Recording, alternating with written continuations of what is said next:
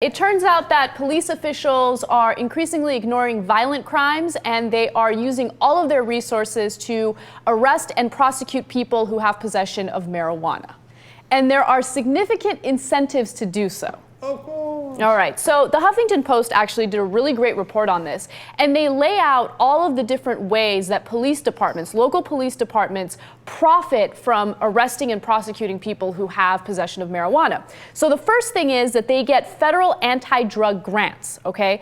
And the way a police department is able to get those grants is if they can show that they have made a significant amount of arrests for marijuana and drug possession. All right, and this is a competitive thing. It's not like all police departments get it. You get this grant if you can show that you have arrested enough people. All right, first of all, instantly, look at the incentive structure that they give you, right? Like, right or wrong, it's a real problem in your local community. It's not a problem in your local community. Who cares? You only get the money if you do our bidding, which is to arrest as many people for smoking marijuana and selling marijuana, et cetera, as possible.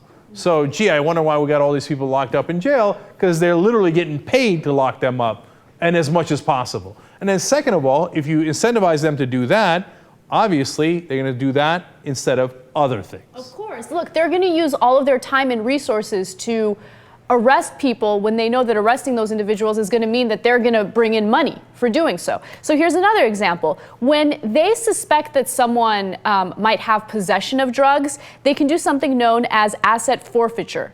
Okay, so for example, police can legally seize property from people merely suspected of drug crimes, and they can basically get a hold of the cash, and that cash goes back to the police department. It doesn't go back to the person who's arrested. When it comes to non-cash property, it's auctioned off, and that money goes back to the police department. So look, if you got raped or you got seriously assaulted and you lost an eye, etc., there's no profit in it for the cops. I mean, hopefully they'll get to it, right?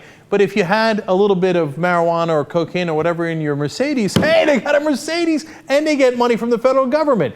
Wow, gee, I wonder which one they're going to put more effort into. Right, exactly. Look, there was a case of a woman in Chicago who was literally beaten to the point where she suffered a concussion. She woke up the following morning and she went to the police.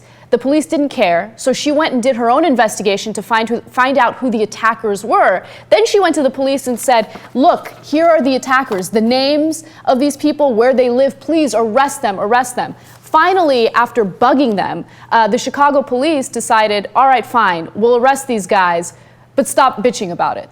Yeah, stop complaining that you were beaten unconscious. Look, it didn't involve drugs, why would we care? Right, exactly. In fact, what she should have done instead of all that is, they beat me near death, plus I saw them smoking a joint. Then the cops are like, okay, we jump in it. Exactly. Got to get those federal anti-drug grants. All right, and then the last way that these police departments make money is that drug dealers are forced to reimburse the police departments for the resources that they spent to arrest and prosecute. Mm-hmm. And that's only with drug-related crimes. You're right. So again, if somebody came into your house, they attacked your kids, they robbed you of your precious possessions, well, since they don't have to pay it back to the cops, we'll get to it when we get to it, right? But you got a little bit of marijuana, let's make some money. You think this doesn't pervert how people, how those police departments react to these different crimes?